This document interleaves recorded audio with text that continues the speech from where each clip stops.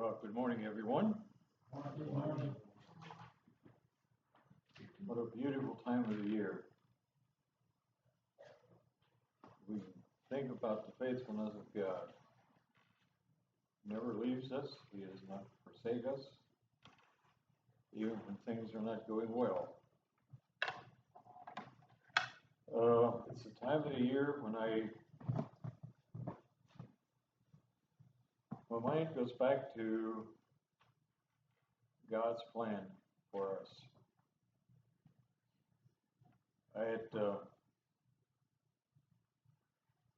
There's one chapter in the book of Genesis that I have read over and over and over again. Genesis 49. I've researched it. I've done a lot of study on what happened to the tribes and it's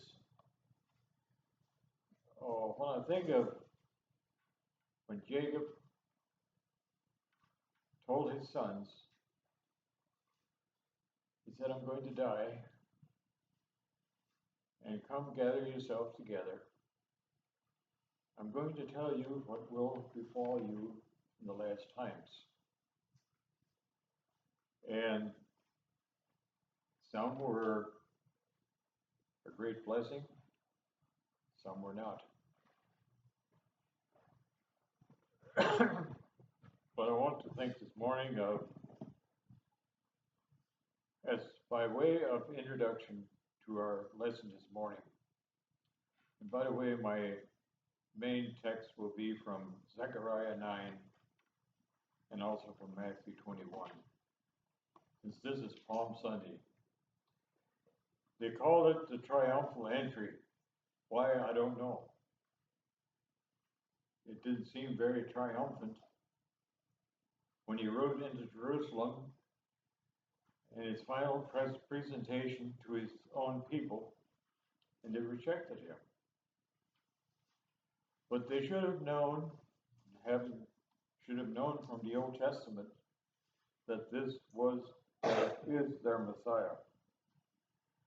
A few things that I kind of emerged as I was studying this, and I had read some of these things. I had practically almost memorized Genesis 49, but I guess the more you study, the more you learn. I kind of overlooked all this. In verse 8 of Genesis 49, Judah was not a real Jew in his time. He pulled some real shenanigans. He did. But Judah was the one who was chosen through whom the Messiah would come. And he said this beginning at verse 8. Judah, you are him whom thy brethren shall praise. Thy hand shall be in the neck of thine enemies. Thy father's children shall bow down before thee. Judah is a lion's whelp. From the prey, my son, thou art gone up. He stooped down, he couched as a lion, and as an old lion. Who shall rouse him up? The scepter shall not depart from Judah, nor a lawgiver from between his feet, until Shiloh come. And unto him shall the gathering of the people be, binding the foal unto the vine, and his ass's colt unto the joyous wine. He washed his garments in wine, and his clothes in the blood of grapes. Now, what is he talking about? Until Shiloh come. The tribe of Judah was where King David came from. It was the tribe from which Jesus was born. And the kings from the tribe of Judah were descendants from King David. In the northern tribe, from the 10 tribes of Israel, there was not one good king in the whole bunch. There were some bad dudes. if you want to call it that. The southern kingdom, they were from the tribe of Judah. And he tells us about the time until Shiloh come. What did he mean? I don't know that Jesus was ever called Shiloh, but simply means that he who comes, whose right it is to rule. And with that, I want to take you to Revelation chapter 5. And I'm amazed at how much of the minor prophets, when it comes to Zechariah and some of them, he seems to be finalizing some of the things that are going to take place. But before I get there, I have entirely too large an outline for this kind of a sermon this morning. But if you go to Revelation chapter 5, and I'm going to elaborate a little bit on there. I'm not an authority on Revelation, but there are some things there that we need to grasp and that really tell us gives us a great message. In Revelation 5, we have the picture of the sealed book. He said, I saw in the right hand of him that sat on the throne a book written within and on the backside, and with 7 seals. And I saw a strong angel proclaiming with a loud voice, who is worthy to open the book and to loose the seals thereof? And no man in heaven nor in earth, neither under the earth, was able to open the book, neither to look upon. And the writer says, I wept much. Why? The destiny of the world was at stake, and nobody was found who could open the book and to carry out the instructions of that book. And John said, I wept. It was a terrible situation. It was a hopeless situation to him.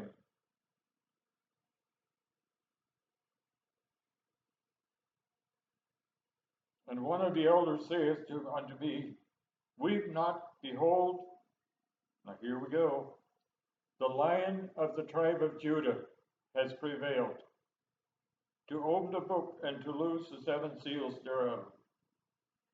And I beheld, and here is something very important, and I beheld, and in the midst of the elders stood a lamb as it had been slain. This lamb was a standing lamb.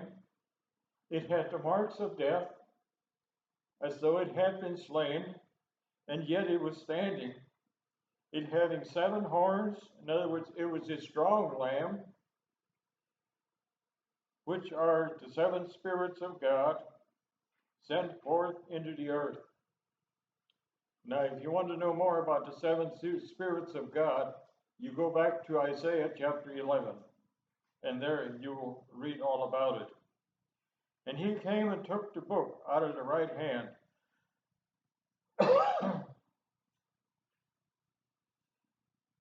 And the 4 beasts and 24 elders fell down before the Lamb, having every one of them harps and golden vials full of odors, which are the prayers of the saints. In other words, here was a lamb who had been slain, who was a standing lamb, who had marks of death, and because the lamb was standing, dead lambs don't stand. Living lambs do. So here was a resurrected lamb, one who died and rose again. And here is an illustration, a picture of Jesus Christ, who is going to rule, who is going to reign. And if I get a little bit excited about this, I hope you can overlook. I usually don't, but sometimes I do. And He came back, he took the book out of the hand of him that sat on the throne, and the 4 beasts and 4 elders. And the 24 elders fell down before the Lamb, having every one of them harps and golden vials full of odors, and the prayers of the saints. And they sung a new song. Thou art worthy to take the book and to open the seals thereof. For thou wast slain and hast redeemed us unto God by thy blood of every kindred and tongue and people, and hast made unto us our God kings and priests, and what? And we shall reign on the earth. Why would they say that? I believe that this time the reason that John wept, unless there was someone found who could carry out the contents of this book, which was the title deed to the planet Earth, there would be no hope for a 1,000-year reign on earth with Christ. Because there was one found who was worthy. They had hope, and they said, we shall reign on the earth. Yeah. Now, having said all those things, we'll go to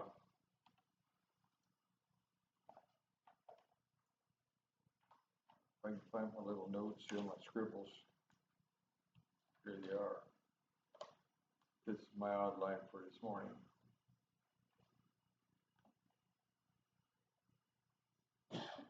There's a great deal contained in a few words.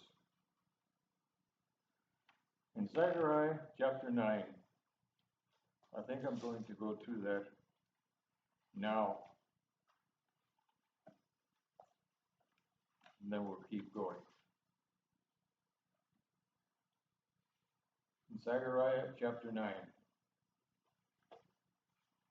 these are prophetic books from the Old Testament that were spoken by the minor prophets. And I know that Hosea has a great deal to say about in the latter days, and so does Zechariah. And I did not realize that Zechariah and the book of Revelation are so closely connected until I really started studying more intensely. It was a number of years ago I discovered this about Matthew 24. Matthew 24 is actually a short version of the entire book of Revelation. And when they asked him the question, when Jesus said that the temple will be destroyed, there's going to not be left one stone upon another that shall not be thrown down. And this was literally fulfilled. And the disciples asked him the question. They took him out to the Mount of Olives when he was out sitting out, looking over the city of Jerusalem, and he wept over the city.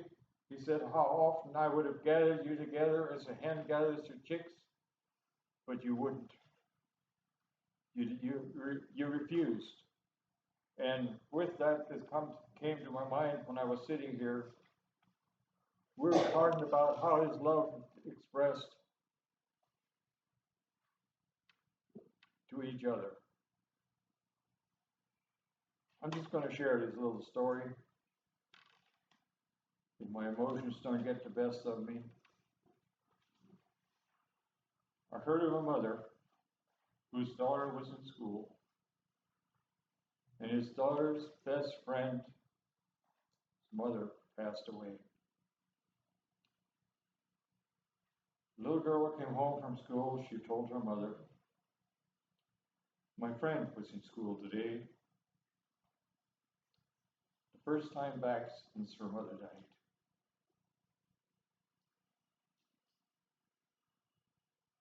She asked her the question, what did you say?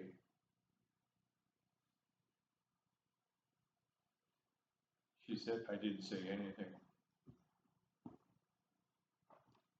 I just sat beside her and we both cried.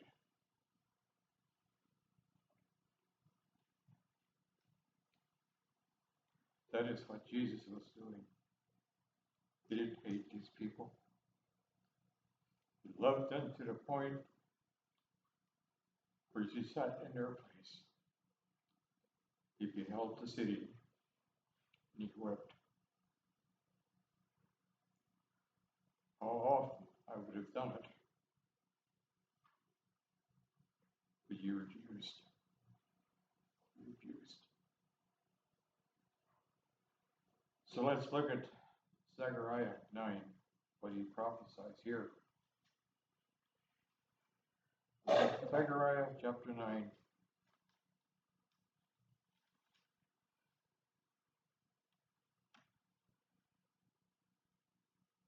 We have this prophetic word.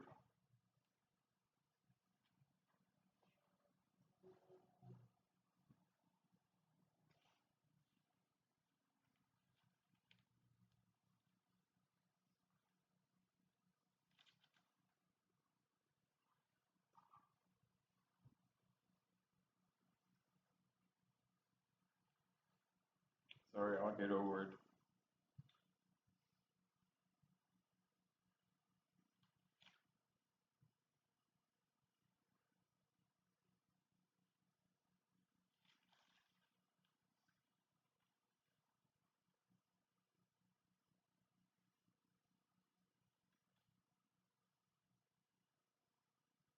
Rejoice greatly. Zechariah 9:9. O daughters of Zion, shout, O daughters of Jerusalem. Behold, your king cometh unto thee, and is just, having salvation, lowly, and riding upon an ass, and upon the foal of an ass. Now will cut off the chariots from Ephraim, and the horse from Jerusalem, and the battle bow shall be cut off. He shall speak peace unto the heathen, and his dominion shall be from sea even to sea, and from the river even to the ends of the earth. As for thee also, by thy blood of thy covenant, have I sent forth thy prisoners out of the pit wherein is no water. How, as I look at Israel today, when in Matthew 24 he said, there will be wars, there are going to be rumors of wars. We see that in the Middle East. And right now, the thing is about atomic weapons for Iran. There's more to say about those things too, and I'll get to them toward the last. But I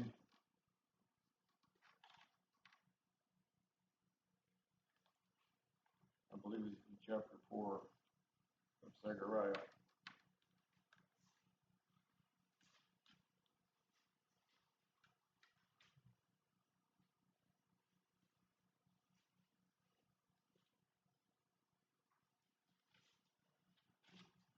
I thought I remembered first, but I guess I don't.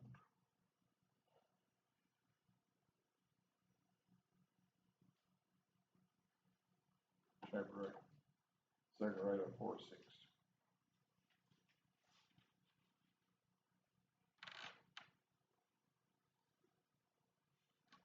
We see all the wars that are going on in the Middle East with Hamas, the terrorists, the cruelty, all the things that have taken place. All those things do not produce peace. Wars normally do not produce peace. He tells us in verse 6, and I said, no, my Lord, this is in verse, Then he answered and spake unto me, saying, This is the word of the Lord unto Zerubbabel, saying, It is not by might, nor by power, but by my Spirit. Jesus is going to bring peace. And when we pray for the peace of Jerusalem, we're actually praying for the Messiah to come. He is the Prince of Peace. He will establish peace. If you want to read more about this, read through Ezekiel 38, 39. Read through those chapters. And another thing that, and I know this is too much, entirely too much for a short message like this, but because of Israel's sin, in Ezekiel 8 through 11, God withdrew his presence from the temple. He left. Where? Which way did he go? A mountain to the east, which is the Mount of Olives.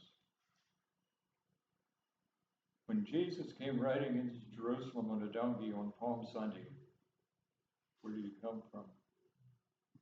Came from the Mount of Olives. Came down into Jerusalem and presented himself to the Jewish people. And keep on reading in Ezekiel. It's a tremendous, tremendous book. In chapter 43 and chapter 40, he begins to describe the building of a temple. Matthew 24 describes the building of a temple. That is the tribulation temple. Ezekiel 40 starts to describe something completely different. It's the temple that will be standing during the 1,000-year reign. Starts in chapter 40 of Ezekiel. In chapter 43, we see the glory of God returning to the temple. He came from the Mount of Olives. Let's go to Matthew 21. I have a great deal of things that could be shared in the meantime on this, but time does not permit. But in Matthew 21, and Jesus spent time with his disciples. They had a communion service, a Passover, and he told them, go get a donkey. They went and found one, the colt of a donkey. Another thing that took place there, and I think Matthew records this, it tells us that when they had sung an hymn, they went out to the Mount of Olives. What did they sing? What kind of a hymn did they sing? The traditional hymn at Passover was 113 through 118 of the Psalms. When they got to Psalm 118, they sang through it twice. In the context of Psalm 118, there is the phrase, this is the day the Lord has made. Let us rejoice and be glad in it. This is the day that salvation is going to be bought. Let's rejoice and be glad in it in Psalm 118. They got this donkey. They set Jesus on the donkey. He rode into Jerusalem.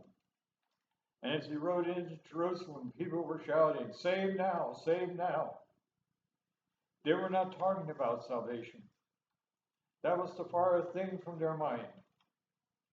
They were talking about deliver us from the tyranny of Rome. They were tired of all this. And this is the deliverance that they wanted. And the first people that he met in Matthew 21, and one of the first things that he did, and I have to include this. When people were preparing for Passover, they would clean their houses. They would go through with a feather brush. They would clean the windowsills. They would clean everything to make sure there are no contaminants there. Everything had to be spotless. When Jesus came down to the temple in Jerusalem, he found those who were selling doves. They found the money changer. They were selling lambs. It was not practical for a man to bring a lamb from another country. So they came, they exchanged their foreign currency into temple currency because the temple would not honor foreign currency. And these people were being shortchanged. They were being ripped off. It was corruption at its worst. And Jesus was cleansing the temple in order to get ready, prepare the house for the greatest Passover sacrifice that has ever been made.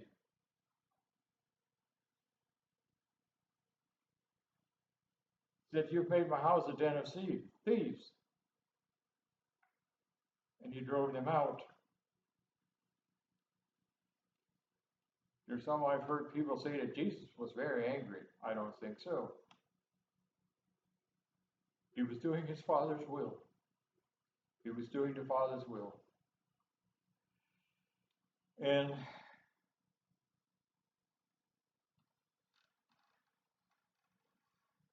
here I have to get in a little bit of history. Alfred Edersheim writes about this. That at Passover times, when lambs were being sacrificed and money was being changed, it got so nasty down at the temple area that people were screaming and shouting at each other at the top of their voice because they were getting ripped off. And there were times when the temple guards had to take some of these money changers outside and use a stick and give them a whipping. That's how dishonest and how crooked this thing was going on. And that's why he said, this a den of thieves. You're crooks. And he asked him the question when he met the Pharisees. Who gave you the right to act like this? Did you hear these children down here? They're making too much noise in the temple. And Jesus said, yeah, have you not heard out of the mouth of babes their perfected praise? And I'm going to brag on myself a little bit there. Not really. And I'm glad that sometimes I'd come home from church and the family would say, did you hear how noisy these children were in church? I didn't hear anything. No. Bring the little squabbers along to church. It didn't bother me. I didn't hear it. And I'm thankful that I don't. I just love to see children in church. And so Jesus said, all right, guys, I'm going to ask you a question. John the Baptist, where was his teaching from? So they had their little caucus. And this is what they came up with. Well, they'll say, if we say it was from heaven, then he'll say, well, why didn't you listen to him? If we say it was from earth, if people think it was from heaven, then we'll be in trouble. And Jesus had told him, you answer my question, I'll answer yours.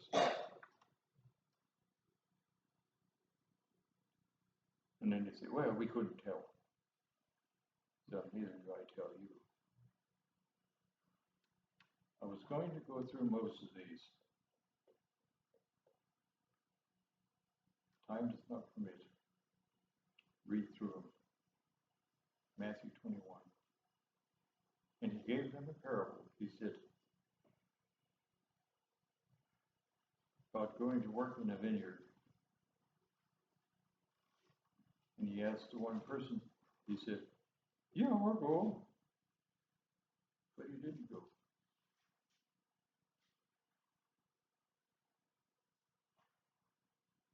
Another person went. He said he would go, but he didn't.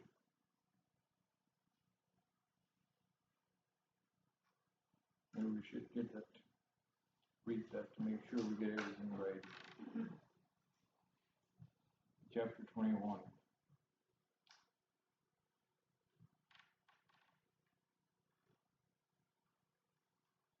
But he did ask the question, which one did the will of the Father?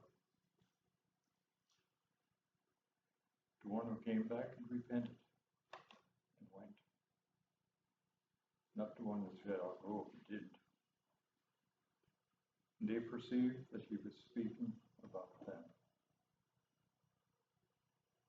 They got the message.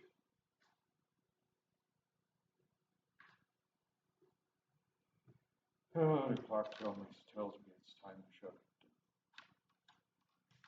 Take my seat. It's all right. I don't read that in the Bible, but it's how we do things, how I like to do things. Okay. There were other people who asked questions. They were not sincere. The Herodians, who were the kind of people who were Jews, but they would say, let's be faithful to Herod. Let's not be rebellious. Don't rock the boat. We'll obey the laws. We'll do what Herod wants us to do.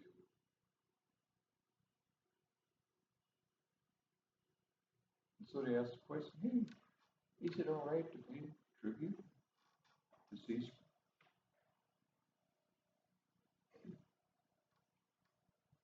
Well, he said, show me a coin. Give to Caesar what belongs to Caesar, and to God what belongs to God. If he'd answered any other way, he'd have been in trouble with Rome.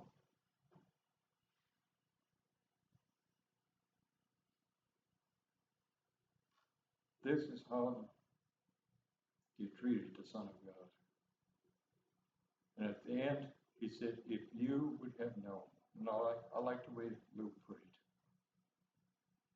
If you would have known this your day of visitation, if you would have known. But he said, now your house is left unto you empty. And the bottom line is this.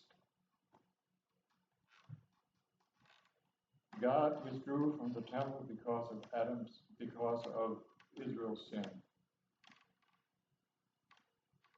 Jesus was back. God was back in the person of Jesus Christ. And you rejected him. He said, now your house is left unto you empty. He was not talking about his split level, their range home, their two-story home, or whatever. He was speaking about the temple. The presence of God was back in the person of Jesus Christ. And they said, no. He said, you shall not see me henceforth until you shall say, blessed is he who comes in the name of the Lord. And another thing that happened here was this, and this is what I like about Matthew 24, especially. They asked him, what shall be the sign of your coming and at the end of the world? And one of the first things he told them, beware that no man deceive you. They have opened themselves up for deception in John 5. He said, I come in my Father's name, you receive me not. One shall come in his own name, him you will receive. And he answered their question by saying this: Many shall say, Here is Christ, or he's there. Don't go and look. Don't even go get your clothes. If you're on top of the house, go down and get going. Get out. Because they want to kill you. In verse 30 of Matthew 24, on Israel's repentance, the glory of God returns. The glory of God left because of their sin. What shall be the sign of your coming? The time, coming of the glory, the return of the glory. This is what Israel is waiting for. They're looking for a Messiah. They're praying for a Messiah.